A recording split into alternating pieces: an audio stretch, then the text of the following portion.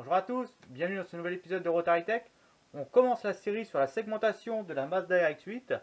On va voir en détail, comme je vous l'avais dit, les apex, les corners, les sides et les joints d'huile au milieu. Je pense qu'on aura fait à peu près le tour de la segmentation interne autour de notre rotor. Et on commence avec le plus classique, le plus connu de tous les sur les réseaux pour les moteurs rotatifs, l'Apex Seal. C'est parti!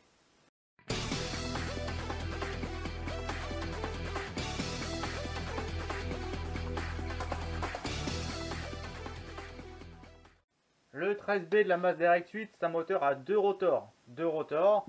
En voici un par exemple pour les nouveaux sur la chaîne. Et donc vous avez, vous voyez, trois arêtes principales.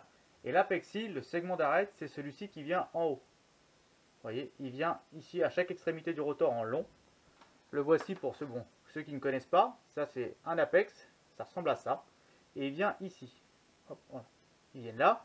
Donc deux rotors, 3 x 2, 6. Il y en a donc 6 Apex sur la voiture. Jusque là, c'est simple.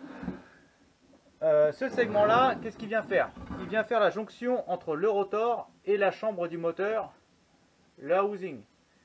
Le rotor tourne à l'intérieur et notre segment vient frotter tout le temps autour de la chambre. Il fait tout le tour en continu, en continu, en continu. Voilà le travail de cette pièce-là. Alors ce segment, il est fait en deux parties d'origine. Hein. Vous voyez, j'ai le segment comme ça. Et si vous voyez un petit côté biseauté ici. C'est qu'il y a un petit bout qui vient se mettre ici. Qu'on vient mettre comme ça au montage. Alors ce petit morceau-là, il s'appelle le tip. Il vient être collé avec tout simplement de la colle superglue avant la pose. Ou alors, si on achète des Apex d'origine Mazda, ils sont déjà livrés collés. Ils se décolleront dans le fonctionnement.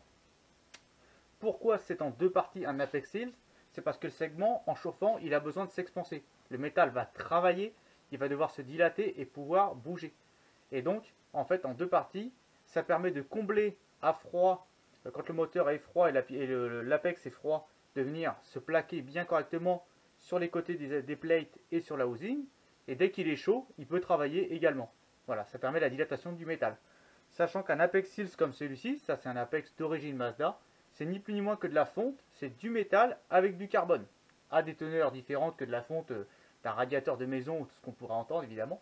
Alors sur les Apex d'origine, Mazda, attention, je ne parle pas des Apex vendus dans le commerce par d'autres marques.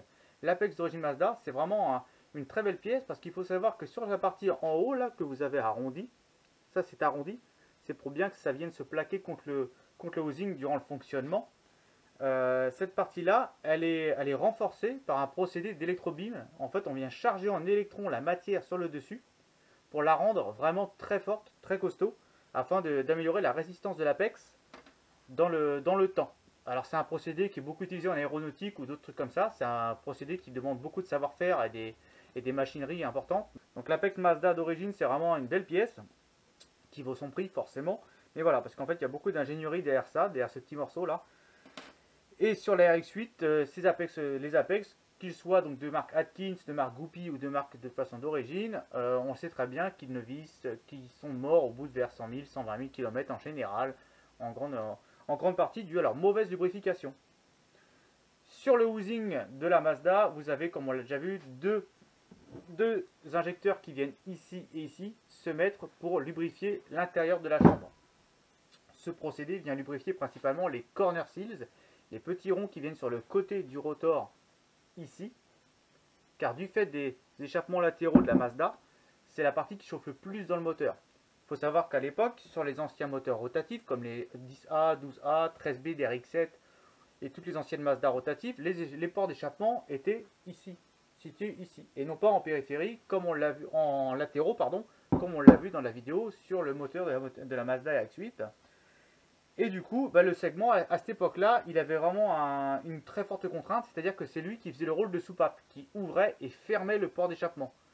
Sur la RX-8, sur le 13B MSP, les Apex n'ont plus ce rôle-là. Les Apex ont simplement un rôle d'étanchéité, simplement entre guillemets, mais voilà, un rôle d'étanchéité entre les chambres et les faces du rotor, mais ils n'ont plus ce principe d'ouvrir et fermer des ports comme ils pouvaient l'avoir sur les anciens moteurs.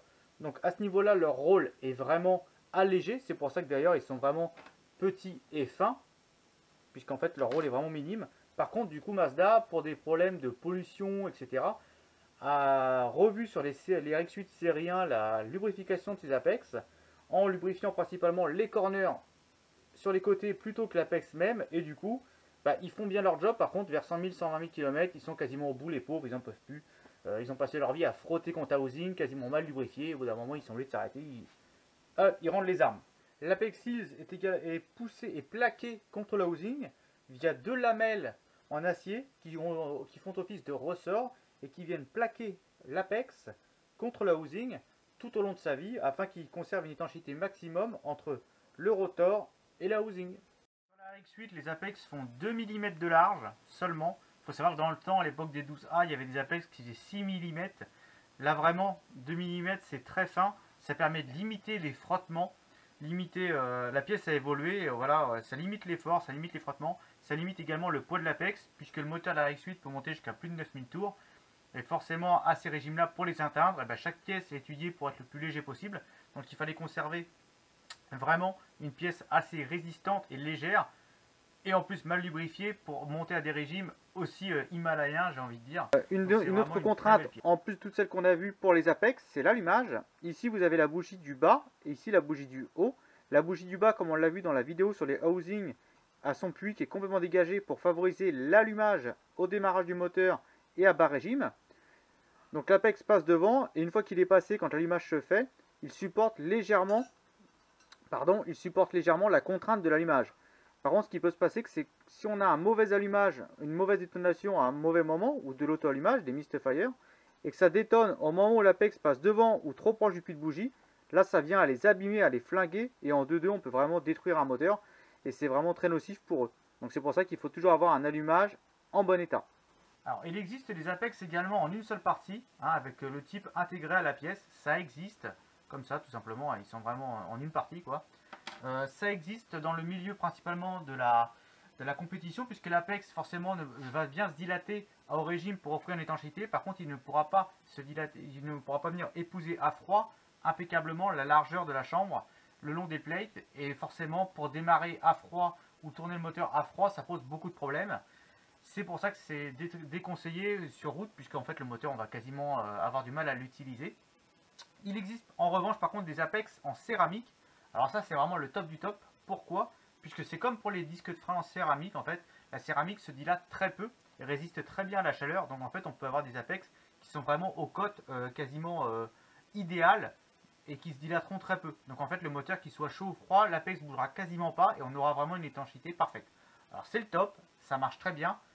Il existe donc des 1 ou 2 pièces en céramique. Par contre, les prix s'envolent. Hein. Je crois que c'est aux alentours de 2000 €, 3000 € les 6 Apex pour la RX8.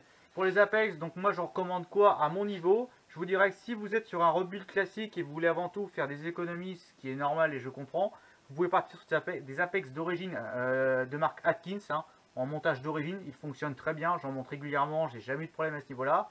Si vous voulez vraiment faire une bonne prépa et faire prendre des Apex de bonne qualité, vraiment au top du top, pour moi ce qui est quasiment la roche de l'Apex sur la 8, vous prenez des Apex de marque Goupy, vous aurez tous les liens en commentaire de la vidéo, en description pardon de la vidéo. Soit en taille standard, soit en oversize, si vous faites élargir les gorges des rotors, mais normalement en taille standard ça fait le job. Et si jamais vous voulez faire un rebuild, mais typé origine on va dire, mais vraiment dans les règles Mazda, ben là vous prenez l'Apex Mazda standard, il n'y a qu'une dimension et ils seront livrés collés directement. Pour le montage c'est plus simple et puis vous êtes sûr d'avoir de la pièce de qualité comme toutes les pièces constructeurs.